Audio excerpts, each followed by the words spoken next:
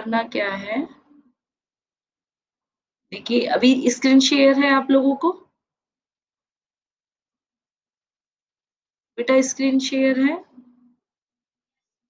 हाँ, चलिए देखिए इसमें सबसे पहले हम पढ़ेंगे बायनोमियल डिस्ट्रीब्यूशन। अपनी कॉपी पे लिख लीजिए कि बायनोमियल डिस्ट्रीब्यूशन होते क्या है। बायनोमियल डिस्ट्रीब्यूशन जो होता है उसकी एक डेफिनेशन होती है कि ये happening and events once twins teens and r time तक किसी भी इवेंट्स को करता है जिसका formula p r is equal to n C r p to the power r and q to the power n minus r होता है। P जो होता है वो आपकी हैपनिंग प्रोबेबिलिटी होती है और क्यू जो होता है वो आपकी नॉट हैपनिंग प्रोबेबिलिटी होती है और एन जो होता है वो number of trial times and infinite होता है। क्लियर। अब इसकी जो प्रोबेबिलिटी होती है बेटा p and q constant for the complete experiment. All trials are independent यानी आपके सारे ट्रायल्स कैसे होते हैं, इंडिपेंडेंट होते हैं। अब अगर हम इसकी बात करें तो जो बाइनोमियल होता है एनसीआर का जो फार्मूला बनता है वो n factorial upon r factorial and n minus r factorial होता है। अगर हम कहें कि सक्सेसिव प्रोबेबिलिटी और फेलियर प्रोबेबिलिटी का जो सम होता है वो 1 होता है। ये भी हमने पढ़ा हुआ है। तो हमें इन चीजों पे ध्यान देना है कि अब हम इन क्वेश्चंस को कैसे करेंगे। अब क्वेश्चंस देखिए। Find the probability of getting 4 heads in a 6 toys of a fair coin. यानी इसका मतलब है 4 हेड्स और 6 टॉयज यानी एन की वैल्यू तो दे दी आपको 6 और पी आर की वैल्यू हो गई आपके पास 4। बेटा वॉइस आ रही है ना आप सबको? अब इसमें जो आपका सक्सेसिव होगा, जो आपका सक्सेसिव होगा यानी P इज इक्वल टू होगा 1/2 टू टाइम्स और जो फेलियर होगा वो होगा आपका Q is equal to 1 minus के 1/2 यानी 1 प्लस 2 यानी P plus Q is equal to 1 होता है। अगर हमें एक दे रखेगा तो हम दूसरा निकाल लेंगे। तो p r is equal to n C r q to the power n minus r and p to the power r. यानी आपको किसकी निकालनी है, 4 हेड की निकालनी है। तो आर की वैल्यू हो गई 4। तो आप लिखेंगे 6c4 p to the power 4 and q to the power 6 minus 4। आप इसको लिख दीजिए, वैल्यू पुट कर दीजिए। 6 factorial and 4 factorial and 6 minus 4 factorial. Clear. और आप वैल्यू पुट कर दीजिए 1/2 की पावर 4 एंड 1/2 की पावर 6 माइनस 4। आप जैसे इसको सॉल्व करेंगे बेटा तो इसका आंसर 2.3343 आएगा। कैलकुलेशन कर लीजिएगा। ठीक है। ये इस तरीके से क्वेश्चंस करने हैं। सेकंड क्वेश्चन देखिए। The overall percentage of failure in certain examination is 20. If 6 candidates appear in the examination, what is the probability that at least 5 pass of the examination? तो इसका मतलब है जो उसने आपको फेलियर प्रोबेबिलिटी दी है वो एक तरीके से कितनी दी है बच्चा, फेलियर जो है वो 20 है यानी 100% में से। तो यानी 1/5 हो गया। तो आपकी सक्सेसिव प्रोबेबिलिटी कितनी हो जाएगी पास होने की, 1 माइनस के 1/5 यानी 4/5 because P plus q is equal to 1 होता है। क्लियर। अब हमने कहा प्रोबेबिलिटी बताइए एटलीस्ट 5 पास की। तो 5 पास की अगर एटलीस्ट प्रोबेबिलिटी है तो इसका मतलब है 5 और 6। क्लियर। 5 की है तो 5 और 6 तो हम लिख सकते हैं P5 प्लस के P6 और के लिए प्लस का निशान आता है प्रोबेबिलिटी में। तो ये बन जाएगा 6C5 4/5 to the power 5 and 1/5 and C6 4/5 to the power 6 and 1/5 to the power 0।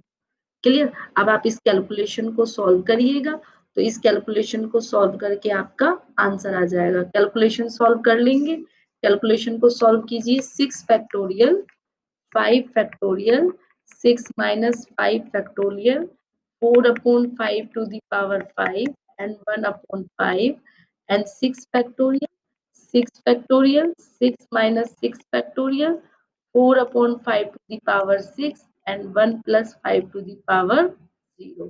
अब आप इसको सॉल्व कीजिए. सॉल्व करने के बाद इसका आंसर आएगा 2048 अपॉन 3125. इसकी कैलकुलेशन कर लीजिएगा. क्लियर बेटा? वॉइस क्लियर है? कंसेप्ट क्लियर हुआ? प्रोबेबिलिटी का कैसे कर रहे हैं? अल्विन, शालिनी, वॉइस में तो कोई डाउट नहीं है?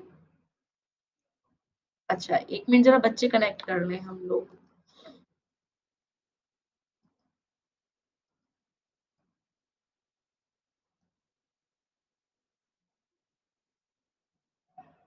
चलिए बेटा.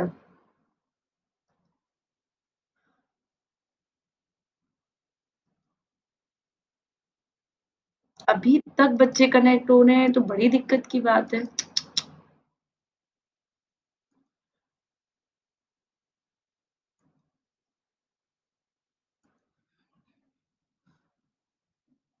क्या टाइम टेबल चेंज हो गया बेटा? अरे बाबा नहीं, 12:30 पे ही होती थी. पता ही तुमने कौन सा देख लिया.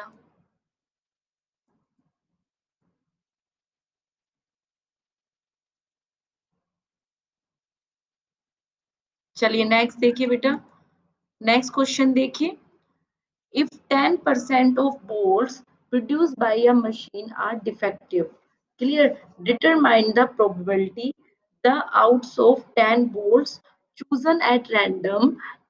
फर्स्ट है R, यानी फर्स्ट वैल्यू है R की वैल्यू 1, नन का मतलब 0, एट मोस्ट ऑफ 2 बोल्ट्स का मतलब है कि. अब यानी हम पहला पॉइंट निकालेंगे.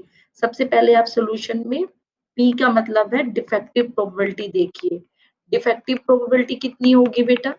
यानी 10/100 इज इक्वल टू 1/10. अब क्यों निकालिए नॉट डिफेक्टिव? क्योंकि उसने तो क्वेश्चन में हमें डिफेक्टिव दे के छोड़ दिया था. तो क्यू का मतलब नॉट डिफेक्टिव, यानी 1/10 is equal to 1/10 is equal to p plus q is equal to 1. अब यहाँ पे एन का मतलब है 10 ट्रायल्स, यानी कितने ट्रायल हुए हैं वहां पर? 10 बोर्ड्स हैं आपके.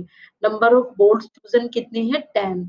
तो आपने यहाँ पे फॉर्मूला बनाया p r is equal to n C r p to the power r and q to the power n minus r.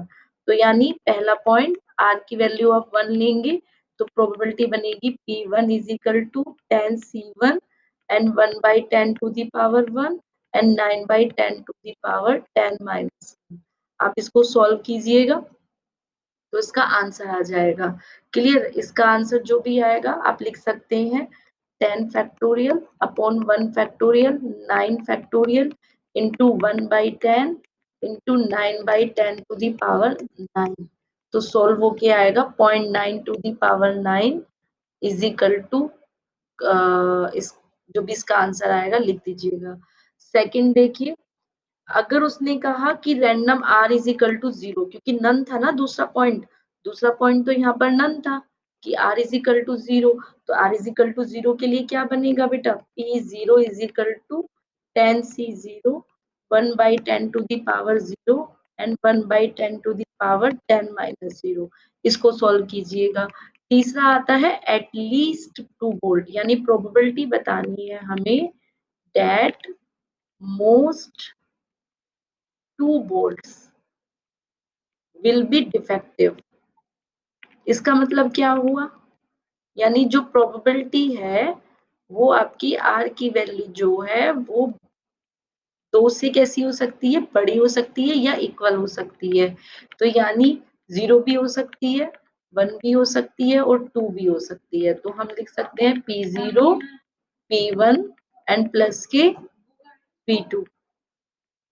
Clear?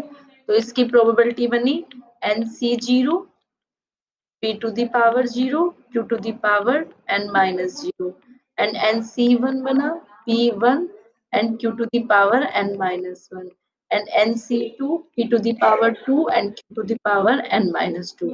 इसको सॉल्व कर लेंगे बच्चा. क्लास सॉल्व हो जाएगा.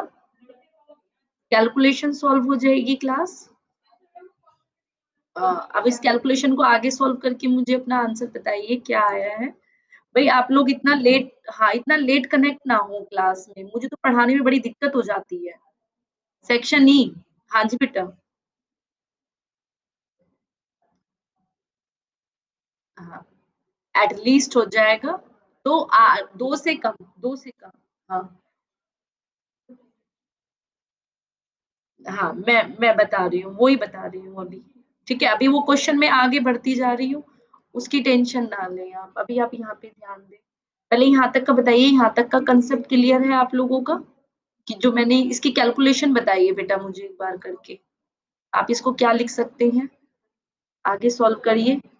इसको लिख सकते हैं आप NC0, जो भी वैल्यू थी, P की कितनी वैल्यू थी? 1/10 to the power 0 and 9/10 to the power 10 minus 0 and NC1 यानी 10 था ना n तो आपका 10C1 1 upon 10 1 and 9 upon 10 to the power 10 minus 1 and 10C2 and 1 upon 10 to का whole square and 9 upon 10 10 minus 2। इसको कैलकुलेटर से solve किया तो 3.486 आया। इसको सॉल्व किया 3.874 आया। इसको सॉल्व कीजिए कितना आएगा? 10C2 को निकालिए।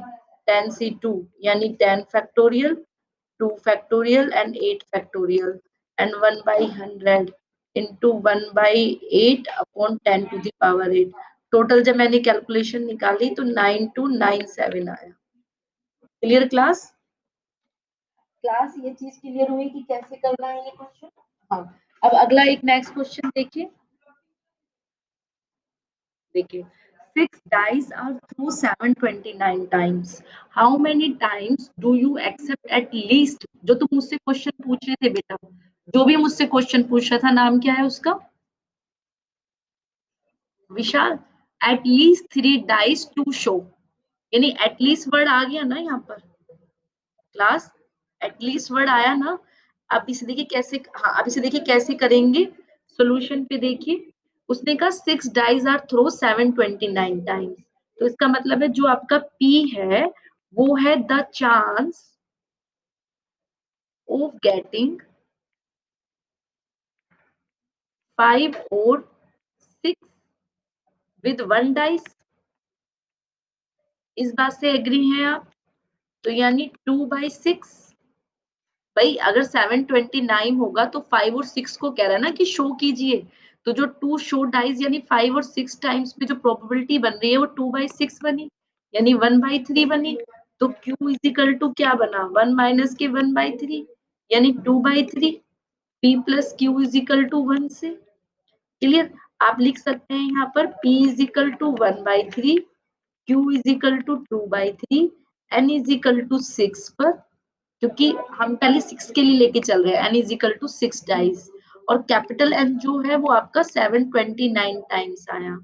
तो मैंने यहाँ पे लैंग्वेज लिखी, since dice are in set of 6 and there set 729 sets, तो the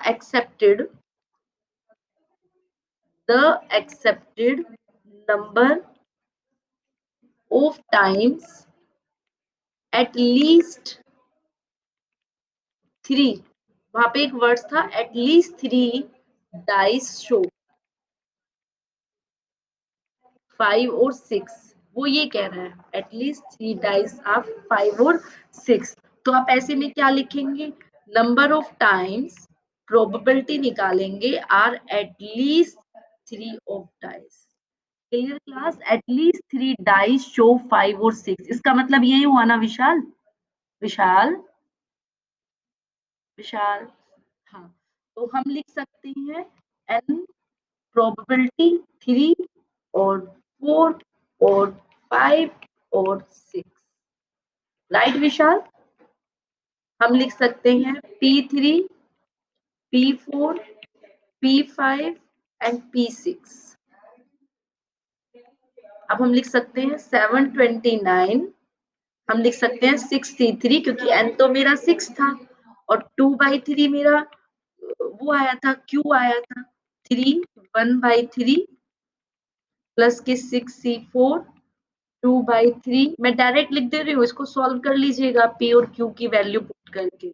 6c5 2/3 upon 1/3 upon 5 and plus के 6c6 1/3 0 and 1 sorry 2/3 0 and 1/3 6। P और क्यू की वैल्यू रख दी, क्योंकि ये तो आर की वैल्यूज है ना, सभी एक्सेप्टेड वैल्यूज है ना। क्लियर। अब इसको फार्मूले में जैसे ही सॉल्व किया तो इसकी कैलकुलेशन देखिए 729, इसको सॉल्व कीजिएगा फैक्टोरियल से तो ये आएगा 160 प्लस के इसको सॉल्व करेंगे तो ये आएगा 60, इसको सॉल्व करेंगे तो आएगा 12, इसको सॉल्व करेंगे तो आएगा 1। कैलकुलेशन कर लीजिएगा 233 आएगा। ये क्वेश्चन आप करेंगे। Out of 800 families with 4 children, अभी अभी अपनी कॉपी पे सॉल्व कीजिएगा, करिए बेटा, सॉल्व करना शुरू कीजिए। Out of 800 families with children, करिए बेटा, सभी लोग अपनी अपनी कॉपी में सॉल्व करिए। कैसे करेंगे?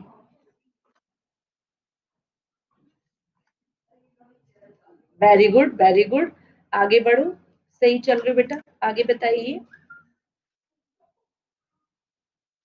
सही बताया तुमने, आगे सॉल्व करो।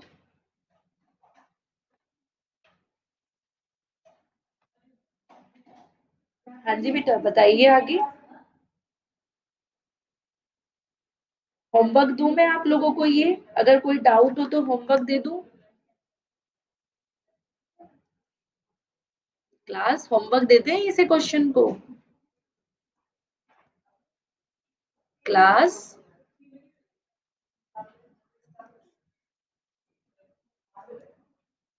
हाँ, बिल्कुल सही जा रहे हैं आप लोग। मतलब एक पकड़ को पकड़ रहे हैं। जो कैपिटल एन होगा वो आपका 800 होगा। 4 चिल्ड्रन है, हाउ मेनी, 2 बॉयज और 2 गर्ल्स के होने की प्रोबेबिलिटी है, तो वो भी आपको बतानी है।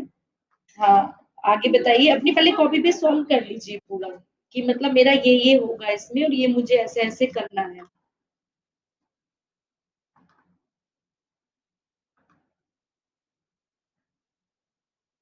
और बताइए आगे।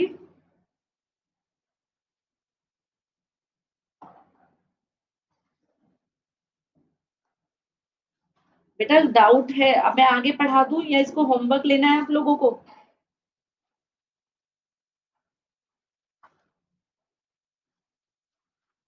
ये आपको ही करना है, मुझे नहीं करना। ये अगर मुझे करना होता तो मैं तो कब का करा चुकी होती।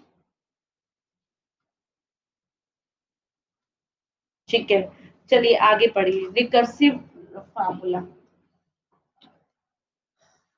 नहीं होगा तो मुझसे पूछिएगा। हाँ बेटा।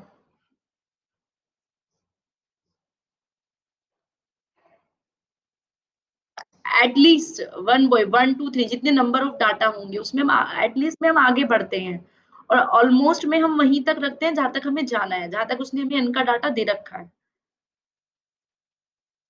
चलिए आगे देखिए, इसे नोट कर लीजिएगा।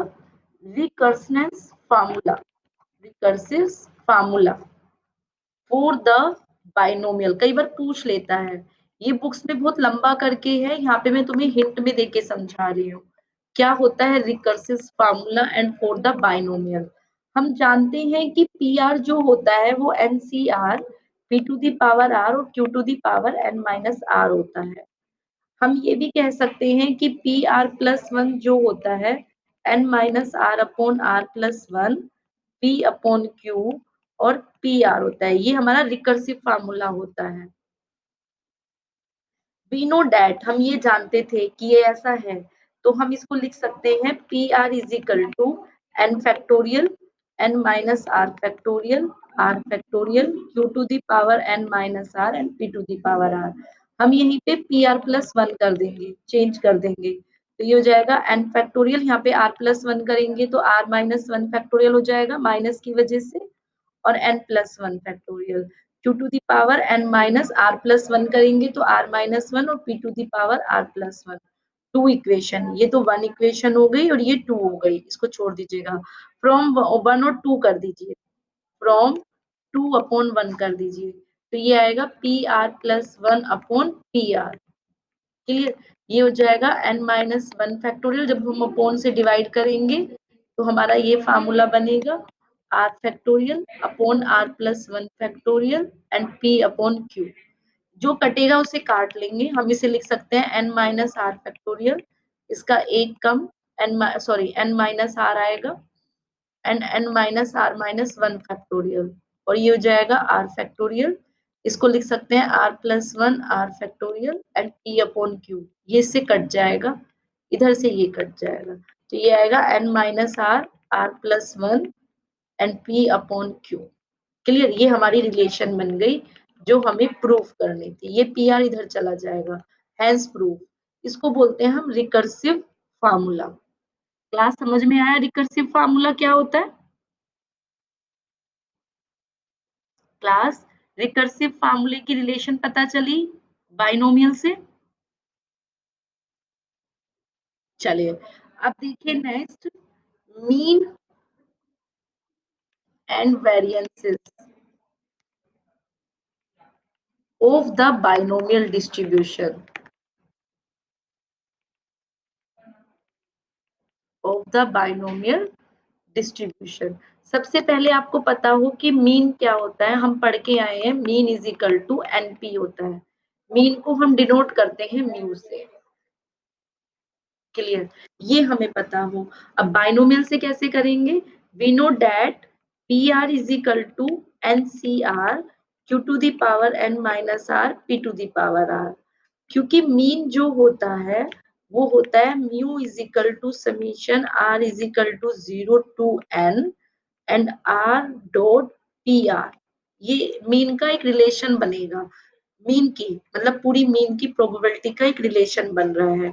तो आप इसे लिख सकते हैं ऐसे, mu is equal to summation r zero to n r n C r q to the power n minus r and p to the power r. Clear, इसको सॉल्व कीजिए, आर की वैल्यू जीरो पुट कीजिए, zero one n C one q to the power n minus one p one and n C two यानी two भी आएगा, n C two Q to the power n minus two p two and three n C three p to the power n minus 3, sorry q to the power n minus 3 and p cube and so on n तक। यानी हम लिख सकते हैं n c n q to the power 0 and p to the power n, हमने n सोन तक लिख दिया। इसको सॉल्व कीजिए, n q to the power n minus p and q n n minus one, इसको सॉल्व कीजिएगा बच्चा, बहुत इजी प्रूफ हो जाएगा। q n two p square and three n n minus one n minus two upon नीचे इसको सॉल्व कर रहे हैं, three two one q to the power n minus three p three. Clear, n सोन n p n। इसको फिर आगे सॉल्व कीजिए, तो ये आएगा n q to the power n minus p n n minus one q to the power n minus two p and n n minus one. सिर्फ हम कैलकुलेशन निकाल रहे हैं, यहाँ पे कुछ नहीं कर रहे। Two to the power n minus three and p three n सोन एन पी एन। जब हम इसकी कैलकुलेशन करेंगे तो बेटा हमारी लास्ट में एक टर्म आएगी, जब हम इसमें से np कॉमन ले लेंगे, तो np कॉमन लेंगे तो ये बनेगा qn minus one n minus one q to the power n minus two p and n n minus one n minus 2 upon 2 q to the power n minus 3 and p square। जैसे आपने इसमें से common लिया और ये n सोन p n minus 1, तो जब इसको हम लास्ट में सॉल्व करेंगे तो ये हो जाएगा np, और इस पूरे की टर्म जो हो जाएगी वो 1 to the power n minus one हो जाएगी, और 1 को हम लिख सकते हैं q plus p to the power n minus one, because p plus q is equal to जो होता है वो 1 होता है। क्लियर, तो हम अब क्या करेंगे, तो अब हम क्या करेंगे, np इज इक्वल टू, इसको लिख सकते हैं हम 1 टू द पावर n-1 और इसकी वैल्यू np ही होती है। तो ये प्रूफ हो गया np इज इक्वल टू ये। क्लास समझ में आया ये चीज? क्लास कंसेप्ट क्लियर हुआ इसका मीन का, कि मीन का बाइनोमियल से क्या रिलेशन है? ये आपको फार्मूला लर्न रखना है। अल्विन, विशाल, क्लियर है बेटा? हाँ, ऐसे ही हम वेरिएंसेस का देखेंगे। ठीक है, तो आज आप इतना ही करेंगे, इसमें फिर हम बाकी आपको बाद में समझाएंगे कि हमें क्या क्या निकालना है। अभी मैं एक और दो स्लाइड समझा देती हूँ।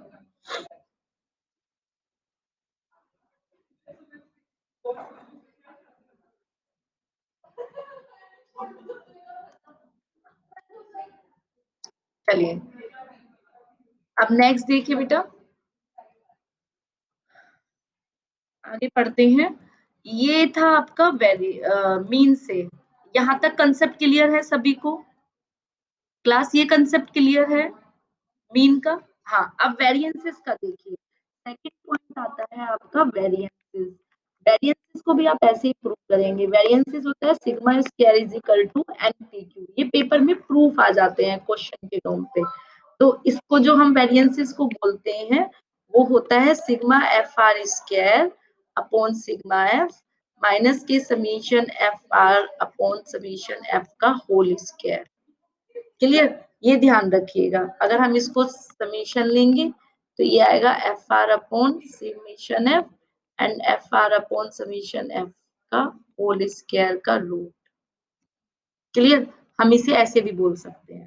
तो ये चीजें ध्यान रखनी है, इसको प्रूव करिएगा। नेक्स्ट आता है तीसरा पॉइंट, मूवमेंट से क्या यूज है इसका। मूवमेंट से क्या रिलेशन है? मूवमेंट जनरेटिंग फंक्शन सभी ने पढ़ा है? Movement generating function, movement generating function of binomial distribution क्या होता है? ये पढ़ा था हमने, वहां पे इसके ऊपर क्वेश्चंस भी करे थे बाइनोमियल डिस्ट्रीब्यूशन के ऊपर। अगर वो अबाउट ओरिजिन है तो, अबाउट ओरिजिन है तो हम कैसे लिखते थे? M X T is equal to Q plus P E to the power T to the power N. एक ये फार्मूला याद करेंगे पहला। दूसरा, अगर वो अबाउट मीन है तो, अबाउट मीन का भी किया था हमने बेटा, भूलना नहीं है इन फार्मूलों को। अबाउट मीन में करेंगे एक्स माइनस के N P is equal to Q E to the power minus P T and P E Q to the power T की पावर एन। क्लियर? एक ये फार्मूला है, ये फार्मूले लर्न करने हैं। अब मोमेंट्स अबाउट मीन और इन सबका डिस्ट्रीब्यूशन आप अपनी कॉपी में कर लेंगे। अब कल हम इसके ऊपर क्वेश्चंस देखेंगे। अगर हम मेजर निकालना चाहें इससे, मेजर निकालना चाहें तो कैसे निकालेंगे? Measure of quadratics of binomial distribution, ये सब तो हमने पढ़ा हुआ है बेटा, ये तो रिवीजन चल रहा है यहाँ पर। Measure, measure of skewness of the binomial distribution, ये तो मैं मोमेंट ऑफ जनरेटिव फंक्शन को रिवाइज कर रही हूँ, ये चीज तो हमने कर ली थी। लिखेंगे gamma 1 is equal to minus के 1 upon T P root N P Q. Clear? ये फार्मूला ध्यान रखेंगे आप इसका। इसमें आपको बहुत सारी चीजें ध्यान होंगी। हमने बीटा 1 निकाला था, U3 का स्क्वायर अपॉन Q2 का क्यूब। क्लियर? ये सब हमें कैलकुलेशन करनी है इनकी। ये बुक से आपको पीडीएफ प्रोवाइड है, इसको इंडिविजुअली पढ़ लीजिएगा कि कैसे रिलेशन है। अगर ना होगा तो फिर भी पूछेगा। कोठोरिक से क्या थी इसकी मेजर, मेजर ऑफ, अगर नहीं होगी तो पूछ लीजिएगा क्लास। ये क्लास क्लियर है? B2 is equal to Q to the power 4 upon Q2 square. तो इसको चेंज करके लिख सकते हैं 3 plus 1 minus 6 PQ upon NPQ। ये इसके फार्मूले बन जाएंगे बीटा 2 से। ये मैं करा दूंगी अगर नहीं होगा तो। Gamma 2 is equal to 1 minus के 6 PQ अपॉन NPQ। ये कल दोबारा से पढ़ लीजिएगा रिकर्सिव रिलेशन का अगर नहीं होगा। क्लियर? आज आपने रिलेशंस पढ़ी है, रिकर्सिव रिलेशन का फार्मूला। क्लियर? क्लास क्लियर है?